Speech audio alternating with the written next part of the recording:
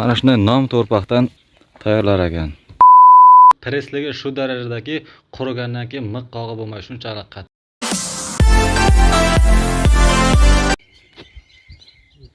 Assalomu alaykum hurmatli kanalimiz kuzatuvchilari. Sizlar bilan men Murod. Sizlar Murod TV kanalini tomosha qilyapsizlar. Bugun ustalar loy-bulakni quyib boshlagan ekan. Men syomkaga keldik. Adres Xurram diyor, ya'ni Garovti 3-kanal. Xo'p, qishlarimizning razmeri 30 ga 25, balandligi 14 ekan. Shu standart bir razmerda chiqaradi ekan.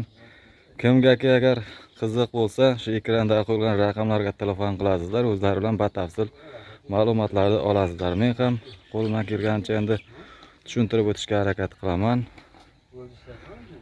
Xo'p, tayyorg'ish ham quyilgani bor ekan, 1000 tadan ziyodroq dedi. Kimgaki agar qiziq bo'lsa, telefon qilib narx qilib olishlaringiz mumkin. Va chaqirsalaringiz qayerga bo'lsa borib, shu uylaringizga borib quyib beradi ekan. Donasini 2 so'm 40 tiyindan deyapti. Agar ko'proq bo'lsa yana arzon bo'lar ekan. Har 4000 taga 45 dona bunday qo'shib quyib beradi ekan. Bepul 4000 ta qo'ysalar ham 45 tasi hisobdan tashqarida bo'ladi ekan. Xo'p, shu press apparat yordamida chiqarar ekan g'ishtni. Apparatlarni ham ko'rsatib o'tamiz.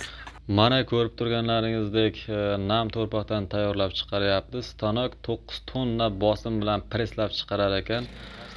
Kashtivasi shu darajadagi qurigandan keyin miq o'tmaydi deyapti ustalar. Video davomida ko'rsatishga harakat qilamiz. Videoni oxirigacha ko'ringizlar. Hurmatli kuzatuvchilar, shig'ishdan quydirganlar bo'lsa, uy qilganlar bo'lsa, kommentariyaga o'z fikrlaringizni yozingizlar, yaxshi yomon tarafini. Albatta kuzatuvchilarga ham, bizga ham qiziq. Mana shunday nom to'rpaqdan tayyorlar ekan.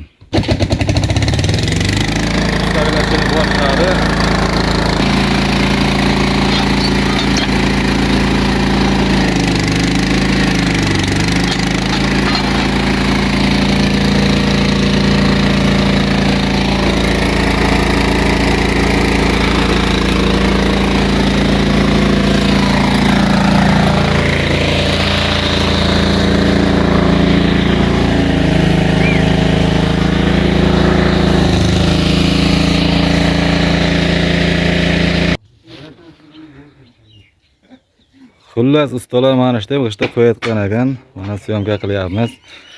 Hammasi aniq bo'lyapti, aniq ko'rinyapti deb ko'rinyapti degan umiddamiz.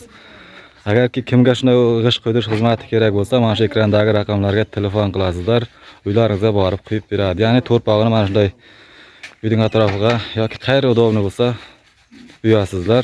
Suv bilan nom qilib quyishni boshlaydi ekan ustalar. Qancha ko'p bo'lsa, shuncha sketkasi ko'proq deydi. Mana shu yerga 2000 ta, 2500 ta g'isht qo'yibdi. Bu qotgandan keyin miq ursa miq o'tmaydigandan bo'ladi ekan. Shu ustalar aytishyapti.